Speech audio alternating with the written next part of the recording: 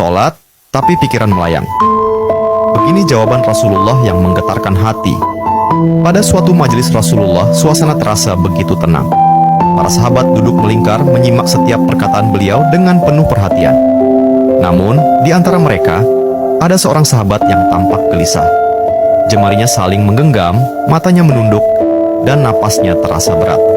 Setelah beberapa saat ragu, ia akhirnya mengangkat wajah dan berkata dengan suara lirih, "Wahai Rasulullah, aku ingin bertanya, tetapi aku khawatir pertanyaanku ini akan membuatku semakin malu di hadapan Allah." Rasulullah pun tersenyum lembut, menatapnya penuh kasih sayang.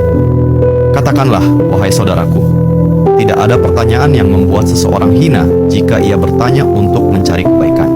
Sahabat itu menarik napas dalam, matanya mulai berkaca-kaca. "Wahai Rasulullah, aku merasa salatku sering tidak khusyuk. Kadang aku mengingat urusan dunia, kadang pikiranku melayang entah kemana. Aku takut salatku tidak diterima oleh Allah. Apakah dengan salat seperti itu, aku tetap mendapatkan pahala?" Suasana majelis seketika menjadi hening. Para sahabat lainnya ikut menunduk, merasakan kegelisahan yang sama. Mereka tahu betapa beratnya pertanyaan itu. Namun, yang terjadi setelahnya benar-benar di luar dugaan. Rasulullah tidak langsung menjawab. Beliau menatap sahabat itu dengan penuh kelembutan. Lalu tiba-tiba air mata mulai membasahi pipi beliau. Para sahabat terkejut. Mereka jarang melihat Rasulullah menangis dalam situasi seperti ini.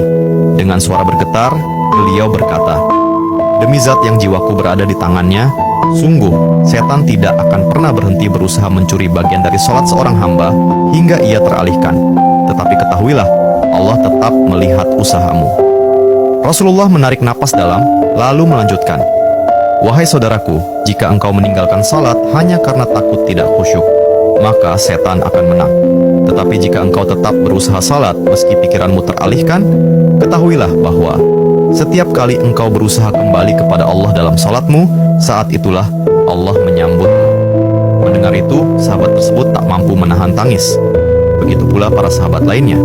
Kemudian Rasulullah melanjutkan dengan penuh kelembutan, "Bayangkan seorang ibu yang melihat anaknya berjalan ke arahnya, tetapi anak itu sering jatuh dan tersandung. Apakah sang ibu akan marah? Tidak. Ia justru akan berlari menghampirinya, mengangkatnya, dan mendekapnya erat. Itulah Allah. Ia lebih penyayang daripada seorang ibu kepada anaknya. Selama engkau terus kembali, Allah akan selalu menerimamu." Air mata mengalir di pipi sahabat itu. Kata-kata Rasulullah begitu menusuk hatinya. Sejak hari itu, ia tidak lagi putus asa dalam sholatnya. Ia tetap berusaha khusyuk, dan setiap kali pikirannya melayang, ia mengingat nasihat Rasulullah. "Setiap kali engkau berusaha kembali, saat itulah Allah menyambutmu." Jangan pernah berhenti berusaha. Jika kisah ini membuka wawasan kita, yuk berbagi, biar banyak yang tercerahkan. Setiap satu kebaikan dibalas Allah 10 kali kebaikan. Barakallah forever.